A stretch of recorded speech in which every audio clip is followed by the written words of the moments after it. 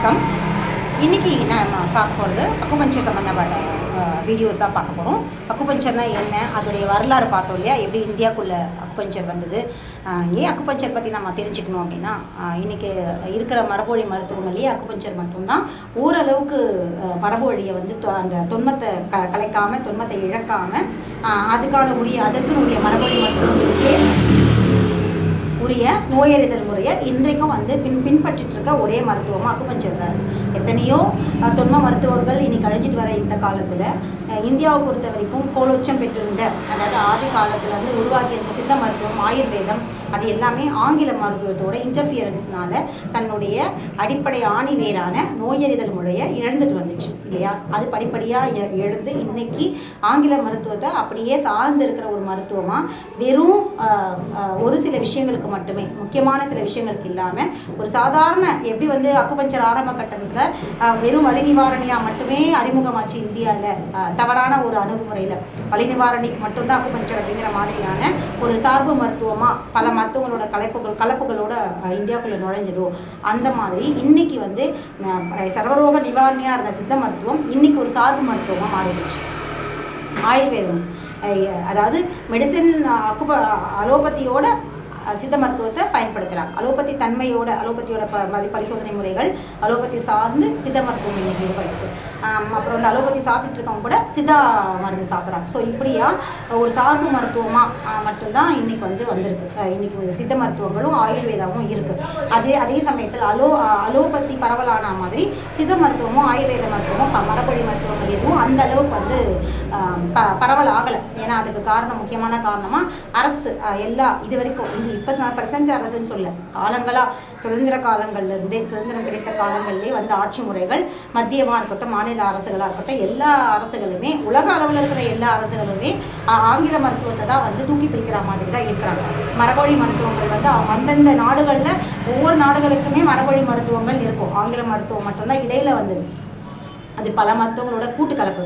அதை வந்து நம்ம மரபொழி மருத்துவம் சொல்லவே முடியாது. அதுக்கு எந்த தொன்மமும் கிடையாது, எந்த சித்தாந்தமும் கிடையாது, எந்த கோட்பாடுகளும் கிடையாது. ஆனால் ஒவ்வொரு நாடுகள், ஆதி குடிகளாக இருந்த நாடுகள், சீனாவாக இருக்கட்டும், ஜப்பானாக இருக்கட்டும், இலங்கையாக இருக்கட்டும், எந்த விதமான அரபு கண்ட்ரீஸாக இருக்கட்டும், சவுத் ஆப்பிரிக்காவாக இருக்கட்டும், இந்த மாதிரியான பழங்குடி நாடுகள், எல்லா பழங்குடி நாடுகளுக்குமே ஒரு மருத்துவ முறை கண்டிப்பாக அங்கே தோன்றியிருக்கும். அந்த சூழலுக்கும் அங்கே இருக்கிற பகுதி, அந்த இடத்துல கிடைக்கிற மருந்துகள், அந்த எப்படியான வாழ்வியல் முறைகள் அவங்க வாழ்ந்துருக்காங்களோ அதை பேஸ் பண்ணி ஒரு மருத்துவ கலை வந்து அந்த இடத்துல உருவாகி இருக்கும். அதை பயன்படுத்தி காலங்களாக மக்கள் வந்து ஆரோக்கியமாக இருந்திருக்காங்க.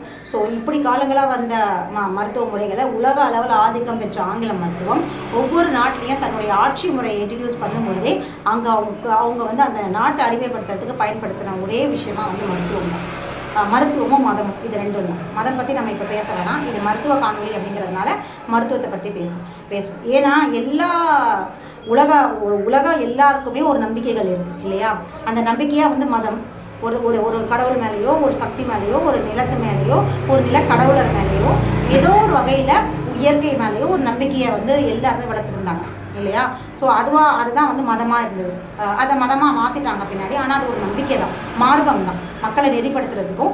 ஒவ்வொரு காலங்களில் தடம் புரந்து போகிற மக்களை அந்தந்த காலங்களில் ஏதோ ஒரு தொந்தரவுகள் எப்படி உடலுக்கு ஏற்படுதோ, எப்படி வந்து பிரபஞ்சம் சூழல் மாறும்போது ஒரு தகவமைப்பு திறம் மாறுது இல்லையா, ஒன்றுத்துலேருந்து இன்னொரு பருவநிலை மாற்றங்கள் நடக்கிற மாதிரி அந்த ஒவ்வொரு காலங்கள்லையும்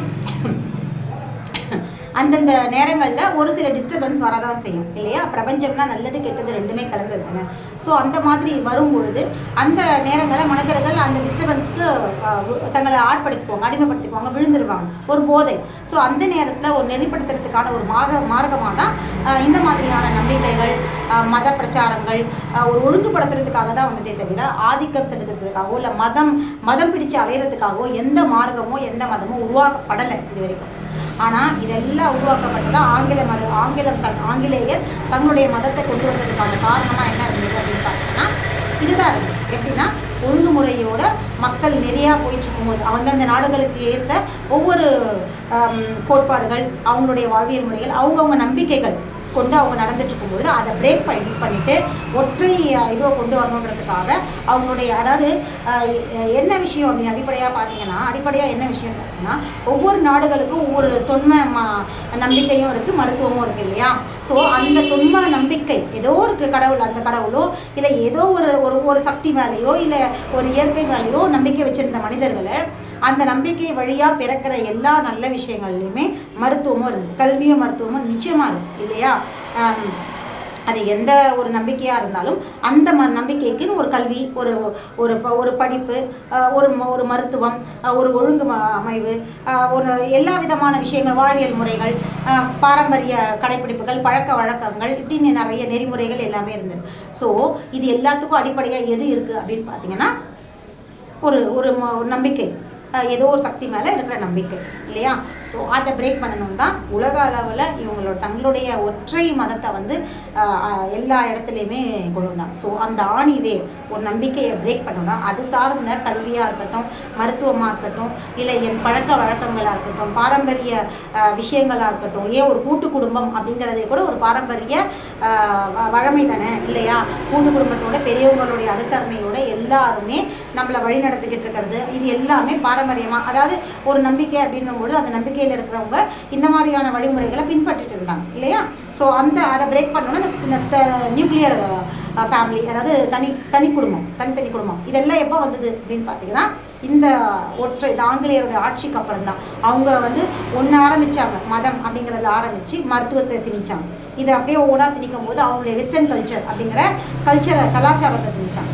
அது சார்ந்ததுக்கப்புறம் உணவை திணிச்சாங்க. உணவு திணிச்சதுக்கப்புறம் வாழ்வியல் முறையில் திணிச்சிட்டாங்க. வாழ்வியல் முறை அப்படின்னு என்னன்னு பார்த்தீங்கன்னா டைம் பார்த்து சாப்பிட்றது, எப்போனாலும் அதை டைம் காலையிலலாம் டிஃபன் சாப்பிட்றது அப்படிங்கிற ஒரு பழக்கமே நம்மகிட்ட கிடையாது. நம்மளுடைய முன்னோர்கள்கிட்ட அந்த மாதிரியான ஒரு காலை உணவு அப்படிங்கிறதுலே கிடையாது. நீச்சு தண்ணி குடிக்கிறது, இல்லை ஒரு கடுங்காப்பி குடிக்கிறது, பிளாக் டீ, அதாவது கேரளாவில் பிளாக் டீ குடிப்பாங்க, தமிழ்நாட்டில் பார்த்தீங்கன்னா கடுங்காப்பி அப்படின்னு குடிப்பாங்க. இன்னும் கிராமங்களில் வெறும் நீச்சு தண்ணி, அதை அப்போ தண்ணி வச்சு குடிப்பாங்க. இந்த மாதிரி அந்த நார்த்து சைட்லேயும் பார்த்தீங்கன்னா காப்பி டீ குடிக்கிற பழக்கம், டீ, அந்த மாதிரியான காலை நேரங்களில் நீராகார உணவு எடுத்துகிட்டு இருந்தவங்கள, அதுக்கப்புறம் இந்த உச்சி பொழுதில் உணவு சாப்பிட்டு இருந்தவங்க, மாலையில் சீக்கிரமாக சாப்பிட்டு இருந்தவங்க, இந்த மாதிரி விரதங்கள் இருந்திருக்காங்க. எத்தனையோ நாட்கள் வந்து முழுமையாக விரதம் இருந்தும் அவங்களுக்கு வந்து அதை பற்றின பெருசாக தெரியாது. விரதம் இருக்கிறதுன்றத உடல் சார்ந்த அறிவியலாக இருந்தாலும் அதை அவங்களுடைய நம்பிக்கைகளுக்கான ஒரு இதுவாக தான் கொண்டு போனாங்க. எதுவும் ஆகாது அப்படின்ற நம்பிக்கையோட பல நாட்கள் வந்து சாப்பிடாமல் இருந்திருக்காங்க. அவங்களுக்கு அது மனசுலையும் சரி உடம்புலையும் எந்த விதமான ஒரு என்ன சொல்ல டிஸ்டர்பன்ஸும் ஏற்படுத்தலை. ஆனால் இது எல்லாத்தையுமே டோட்டலாக நிர்மூலமாக்கி குலைச்சது எதுன்னு பார்த்தீங்கன்னா ஆங்கில மருத்துவத்துடைய இன்டர்ஃபியரன்ஸ் தான். எது வழியாக இன்டர்ஃபியரன்ஸ் பண்ணாங்கன்னா மதம் வழியாக இன்டர்ஃபியரன்ஸ் பண்ணாங்க.